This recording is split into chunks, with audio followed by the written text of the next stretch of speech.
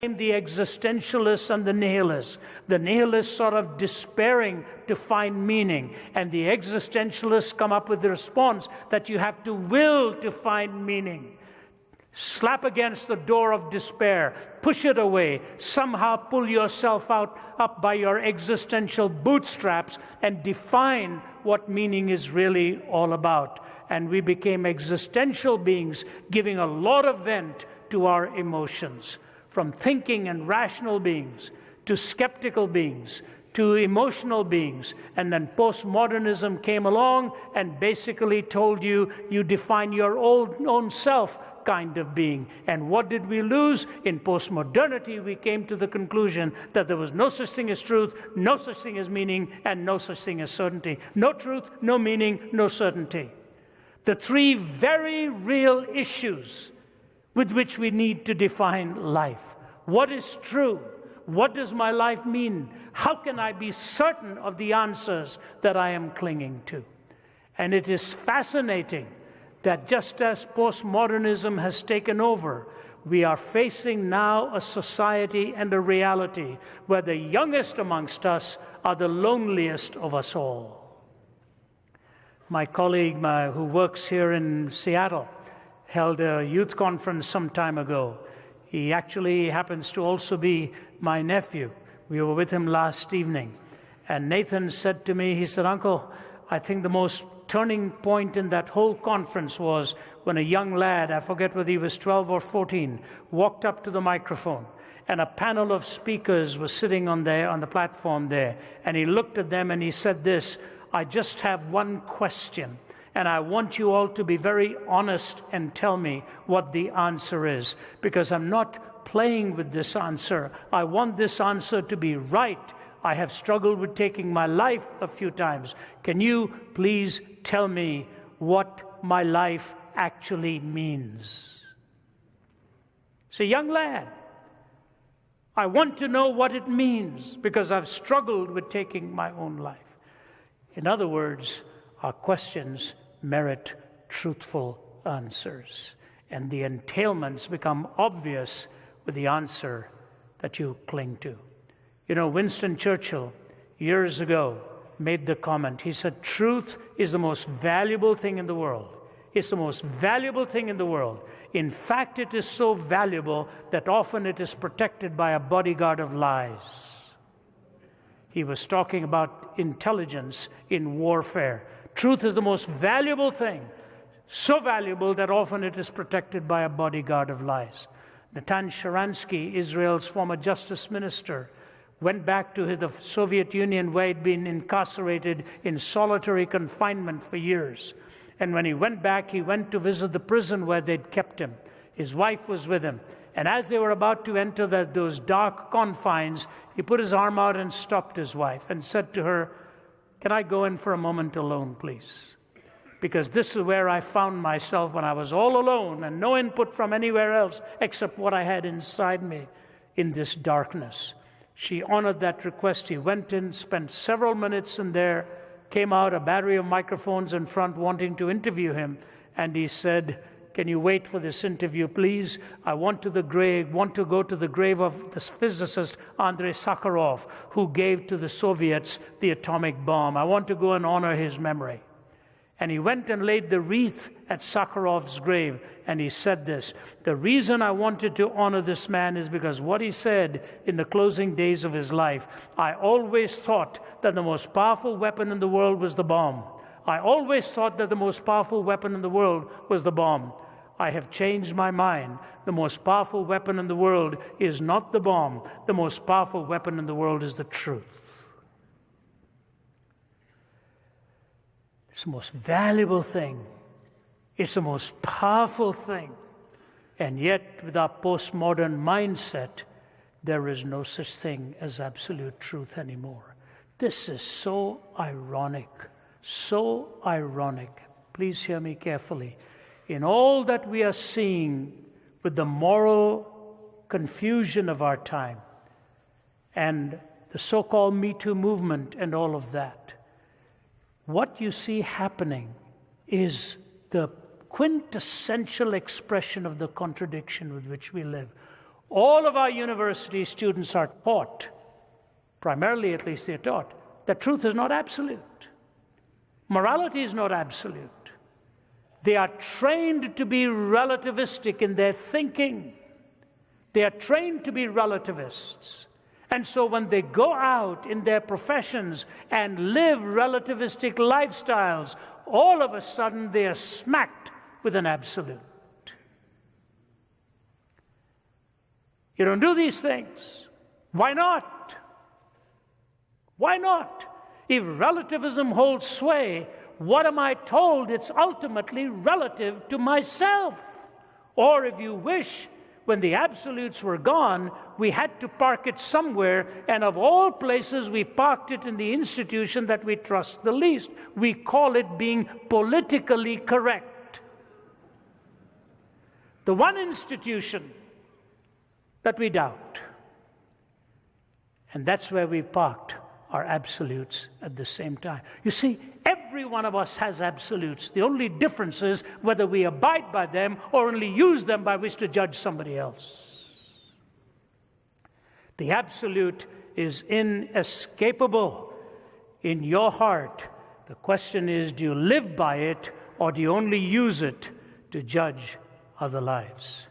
I want to take this notion of truth now as an absolute, and I want to give you two comments, and you'll have to listen to them very carefully because I'm moving you along a trajectory of one of these two comments, and I'll tell you why I'm doing that.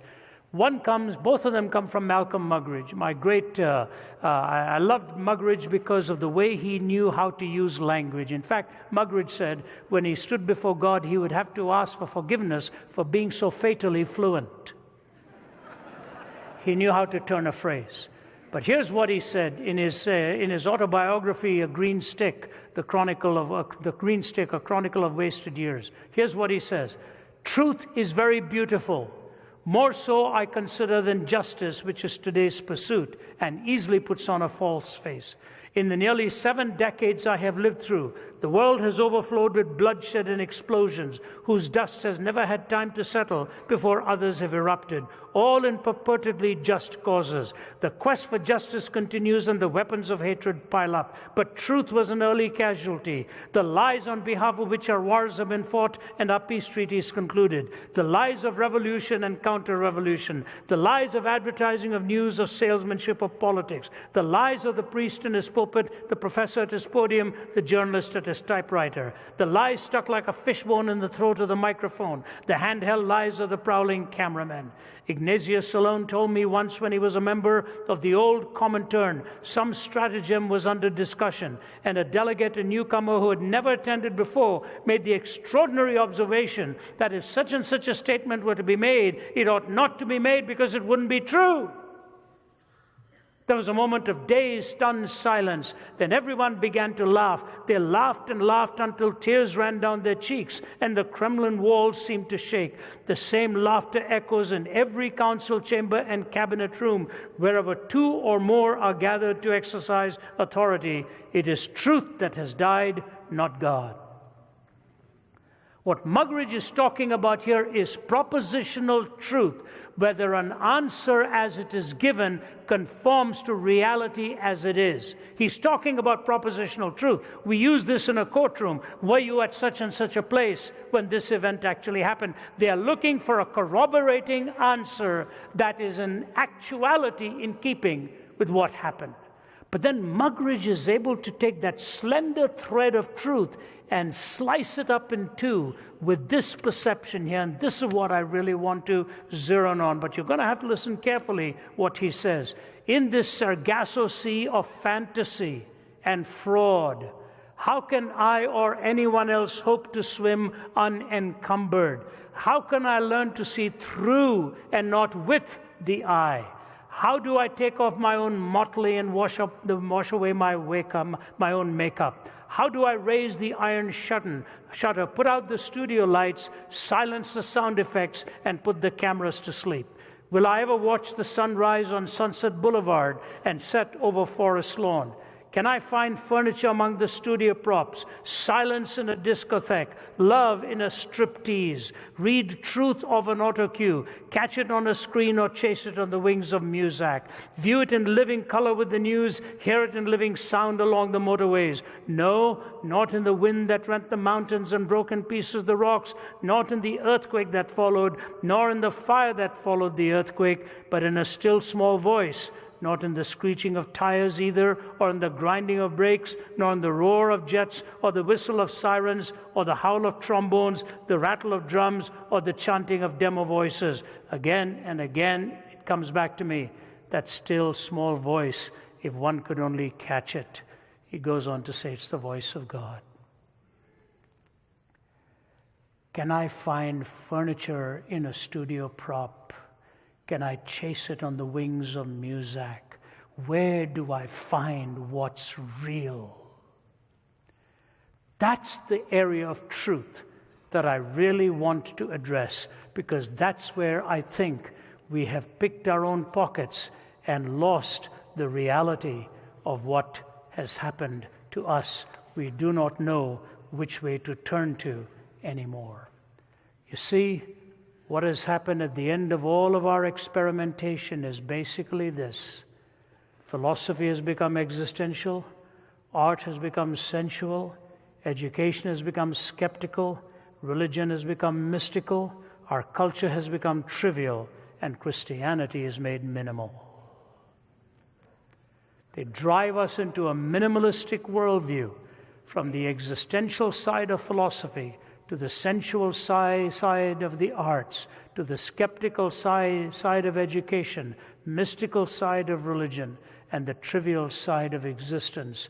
We have now come to minimalistic beliefs, and we wonder what has happened to us as a society. I want to give you the roadmap to how we got here, and I will race through this and share this with you. These are not really my categories. In the 1970s and 80s, social theorists were talking about this and giving us all these definitions that were so relevant to our time, and I have borrowed it from many great social thinkers. There were three moods that took place. The first was the mood of secularization, and they defined it for us in these terms. Secularization is the process by which religious ideas, institutions, and interpretations have lost their social significance. Secularization is the process by which religious ideas, institutions, and interpretations have lost their social significance. It is important to know that it is a process.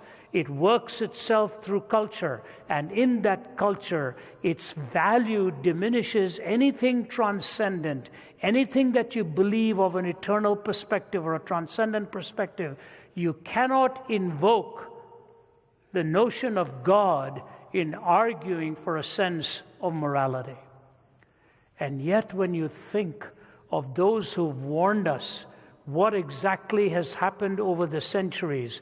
Was it not Solzhenitsyn who told us that the West is on the verge of collapse, and how much damage has been done by the reality of this notion that we no longer need to believe in God? Solzhenitsyn said when he was a little boy, in the dimly lit room of his home, he would be running around and playing, and he'd hear his grandfather leaning over a table talking to the family. He said, I knew the evening would be coming to an end when his grandfather would say to everyone around, do you know why all this is happening to us here in Russia? Do you know why all this slaughter? Do you know why all this killing? Do you know why the gulag and all of this? Because of one reality: we have forgotten God. We have forgotten God. And so his thousands of pages that he wrote and the tens of thousands that he read reminded people in the West that we are on the verge of collapse instituted by our own hands and our own thinking when we forget God. So religious ideas and institutions have lost their social significance. Just imagine, in any university, if you believe in the sanctity of marriage, or you believe in the sacredness of what the body is all about, you are looked as some kind of strange specimen that has walked into an educational institution. This is the horror of our time. But you know, C.S. Lewis wonderfully illustrates the tragedy of what it is that happens when you lose that source of defining right and wrong. You know, many years ago, a famous pornographer was on trial in Atlanta, Georgia. His magazines were supposed to be so perverse that they even made Playboy magazine look pretty ordinary. But this man had one of the finest lawyers defending him, and the lawyer was very clever. He would build an argument something like this. Those who were testifying against his client, he would say something like this to them. Have you ever gone into an art gallery? Yes.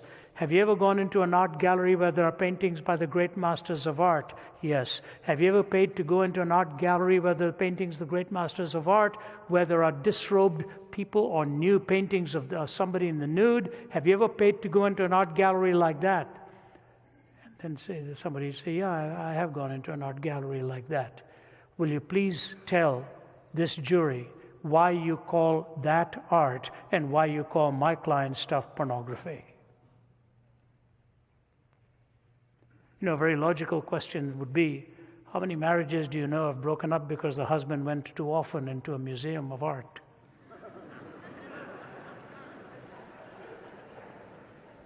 We don't have common sense anymore, do we? But C.S. Lewis puts his finger on the nerve here. It's so brilliant. And in his Abolition of Man, he does the same thing. But Pilgrim's Regress is a brilliant book. It's an allegory of a man in search of meaning and answers. And when you read it, you find how brilliant Lewis's mind was. So he talks about this young man by the name of John, who's going from philosophy to philosophy and ends up with a mountain called the Spirit of the Age. But fascinatingly, Lewis describes him not as free in living for the Spirit of the Age, but his hands are bound in chains living for the Spirit of the Age. And the man who controls the Spirit of the Age is with that Neronic stare looking down upon him. And all of a sudden he is given his breakfast and his hands are unbound to enjoy that breakfast. And as he takes a sip of milk and says how delicious and nourishing it is, the waiter who brings it to him representing the Spirit of the Age says to him, you only call it delicious and nourishing. All it is the secretion of a cow, isn't it? The cow secretes urine. The cow secretes milk. You call it delicious and nourishing. It's just a secretion of a cow, isn't it? And then John doesn't know where to go from there, and he made a big blunder. He commented on the tastiness of the eggs. And now you should have seen what the waiter compared the eggs to. And he had no way to respond. But as he's put back in chains, reason comes riding on a horse to lift him up and rescue him. And reason looks at he who runs the Spirit of the Age and says to him, "Sir, you lie. You lie because you don't know the difference between what nature is meant for nourishment and what nature is meant for garbage. You don't know the difference between what nature is meant for nourishment and what nature has meant for garbage." That distinction is lost today.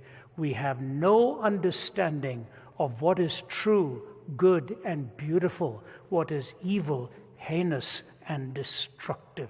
We consider all choices equally valid because we no longer know the difference between what nature is meant for nourishment and what nature is meant for garbage. So you see this pornographer, when he's peddling his stuff to destroy lives, to destroy men, to make them so hooked onto this that no one human being can ever satisfy that mind anymore because he's taken away the value of a human being and replaced it with the pursuit of a feeling.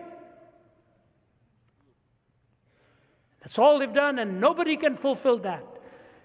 When a woman or a man sits in front of the lens of a camera purely to titillate the basic instincts and imagination of a person, to do that and provoke them to the erotic and the sensual and the self-gratifying immediately, they ought to put their arms in front of themselves and say to the cameraman or the publisher, "Don't do this to me.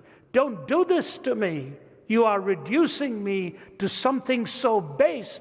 But the person who doesn't say that and continues with the process will continue with the process because they have lost their sense of shame. And when secularization has done its bidding in your heart and mine, it will all be because it will destroy a legitimate sense of shame, which is a God-given reminder to us of that which is wrong. Just a few days ago, my colleagues and I were hosting somebody who's in the media world. That's all I'll say to you. And the marriage is falling apart. What does it have to do with anything?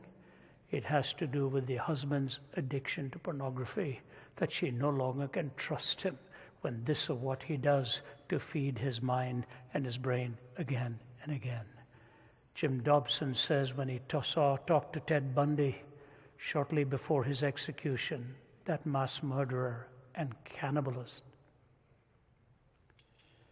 he looked at Dr. Dobson and said, "This all began for me with pornography."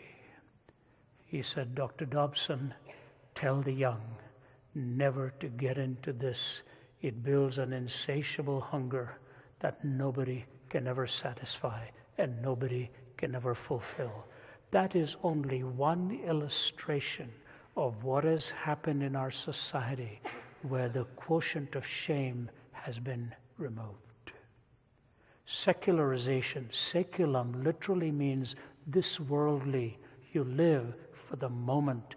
And when you desacralize the body and you see your body as a fun house, you end up wanting to destroy it and say, "I cannot face life anymore." Ladies and gentlemen, when God sends conviction to you for something that is wrong, it's to guard you and protect you from going further down the line into things that are more decimating and things that are more destructive. So many homes have been victimized today by the mass media and the seduction of the conscience. Secularization. But we move from that to pluralization. Pluralization is where there's a competing number of ideas in our worldview, and no one worldview is dominant. A competing number of ideas in our worldview, and no worldview is dominant. Again, social theorists have given us this definition. A competing number of worldviews, but no worldview is dominant. You know, culinary-wise, I'm glad for pluralism. When I arrived in Toronto while I was 20 years old, there was only one Indian restaurant, which was an embarrassment to Indians. Awful. They didn't know how to make a curry. I just looked at that and I said, boy, if nobody ever likes this food, I can't blame them.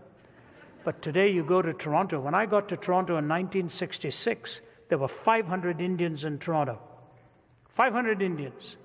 So that if you saw an Indian across the street, you'd go over and start talking until you find out he's generally trying to sell you something, and then you moved on. Today, if you stop at the airport in Toronto, Pearson Airport, and you just say, Mr. Singh, about 500 will turn around and think you're calling them. Because today in Toronto, there are 500,000 Indians. There were only 500 then, in the mid-60s. You can go to Los Angeles, and as one sociologist said, you can see a Korean in a fast food outlet selling kosher tacos. That's pluralization. That's pluralization of cuisine. So many, you know, our team of apologists, we have 70 plus of them. I love their accents. I love how they represent their country. I love the thing. Pluralization is a great idea. Pluralization is a great idea. But pluralization not properly understood can lead to relativism when there's no dominant worldview undergirding our culture. What is the worldview that's undergirding America now? Nobody knows. Nobody knows what the worldview is. And when you have this kind of a pluralized mentality, you end up with systemic contradiction again and again and again. And you say to yourself, why is life falling apart? Why don't I ever get a proper answer? And so the songwriter says, cat's foot iron claw, neurosurgeons scream for more from paranoia's poison door, 21st century schizoid man. Blood rack, barbed wire, politicians, funeral pyre, innocents raped with napalm fire, 21st century schizoid man. Death seed, blind man's greed, poets starving, children bleed, nothing he's got he really needs, 21st century schizoid man. Now notice this. The walls on which the prophets wrote is cracking at the seams. Upon the instruments of death, the sunlight brightly gleams. Will no one lay the laurel wreath as silence drowns the screams? Between the iron gates of fate, the seeds of time are sown, and watered by the deeds of those who know and who are known.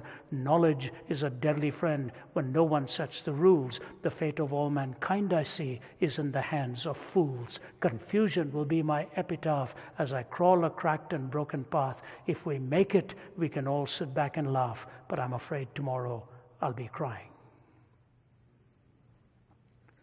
This brokenness, this emptiness, this sense of desolation and aloneness is what is now systemic in our culture because we are living with systemic contradiction. With systemic contradiction. Ladies and gentlemen, when God gave us the first commandment, it was only one. Only one. Don't eat of the tree of the knowledge of good and evil, because the day you do, you will surely die. And the enemy of our souls came, and what did he say? Not true, not true. But he did tell us the truth then. He said, you will be as God, knowing good and evil. Do you know what he was placing as a temptation? Play God. Play God. Be the definer of good and evil. Today, for our healthcare laws, we need 20,000 pages.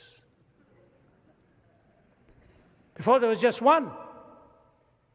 As Norman Geisler, my professor, used to say, the problem was not the apple in the tree, it was the pear on the ground. Very real. They became the definer of good and evil. The moment you do that, you die the death of 1,000 qualifications with every moral stipulation. So you get onto a plane, and what do they tell you? Do not touch, tamper, disable, or destroy. Why all those words? The smoke detector. Don't touch, tamper, disable, or destroy. Why don't you just say, don't mess with that thing? You know why? Because every one of those words can die the death of 1,000 qualifications in a courtroom. Because we can play God.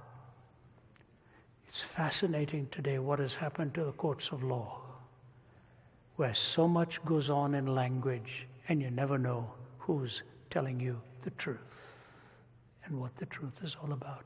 Secularization leads to no shame. Pluralization ends up bereft of reason, which brings you to the closing one, which is privatization, where there's a cleavage in the modern experience between your public and your private life. And in that cleavage, you are forced to find meaning in your private life. You know, India is facing some very, very challenging days. One of the members of the Congress Party has gone on a YouTube saying India is planning to rewrite its constitution.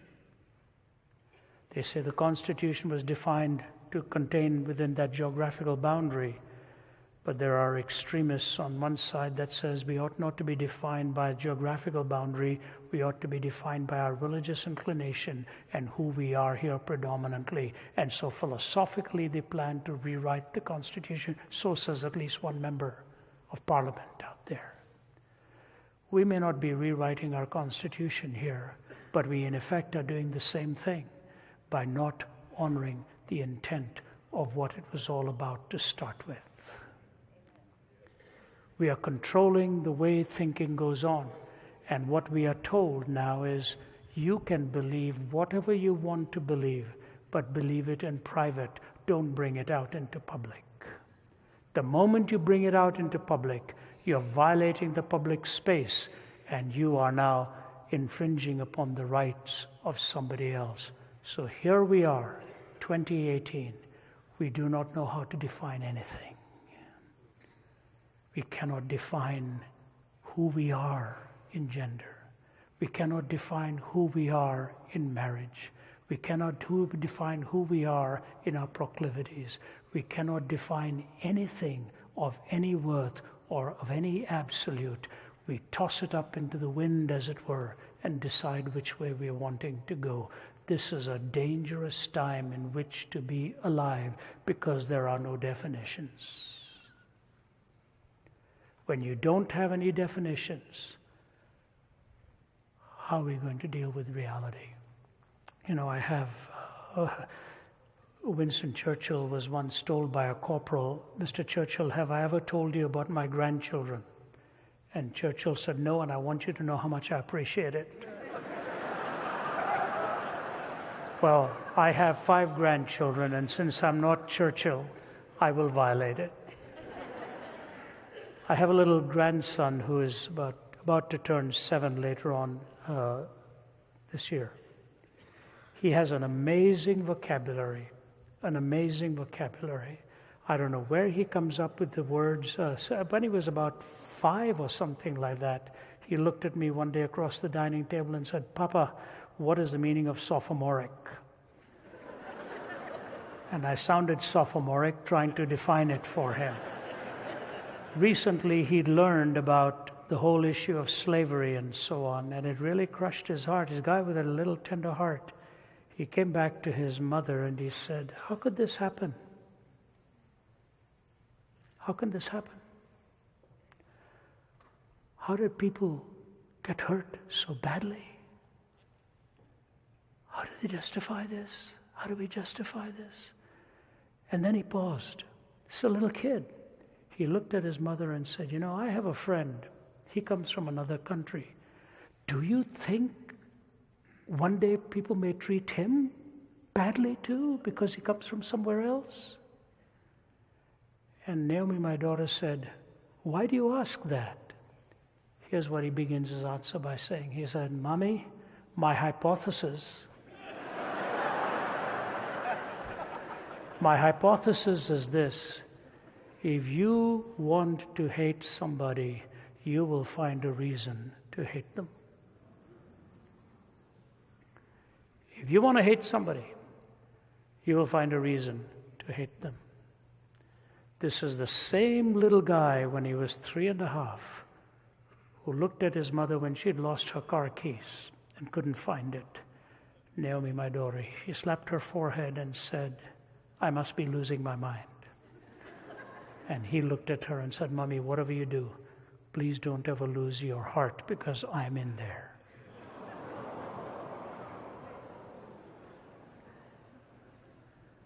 He has learned from a young age what it means to be in the heart of somebody, what it means to be in the heart of somebody, and what it means to be loved in a home where you're valued and where you care. Let me ask you this. Do you know anybody in your life who doesn't have that feeling? Feels there is no home for their heart. There are scores of people in our world devoid of that relationship, who are living desolate, desperate, lonely lives without meaning, without purpose.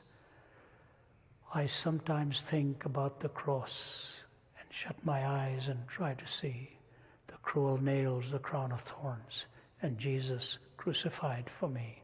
But even could I see him die, I would but see a little part of that great love which, like a fire, is always burning in his heart. The love of God for you, for me. When a man can leave a little girl and choke himself to death, he obviously didn't understand that God really loved him, that God loves his little girl. When a woman can say, I love you. This has nothing to do with you. But ends up leaving that little girl for the rest of her life, trying to figure out what happened to my mom.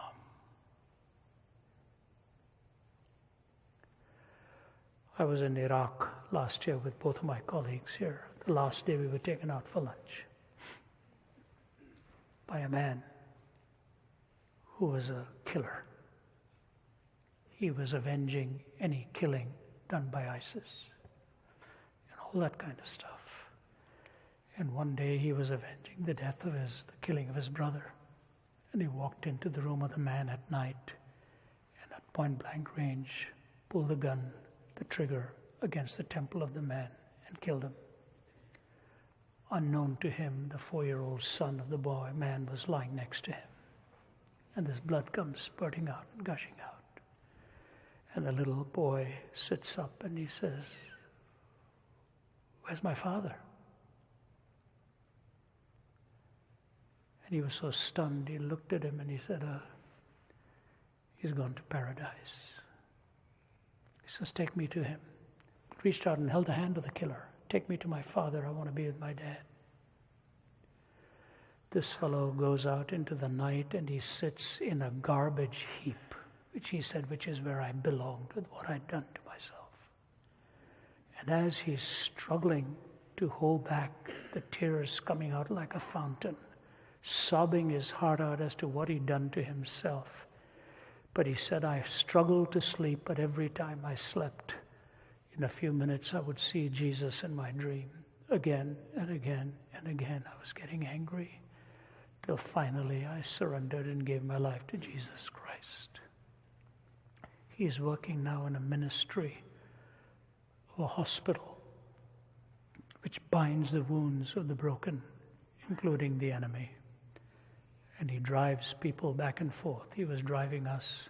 When he told the story, I kept looking at him and I said,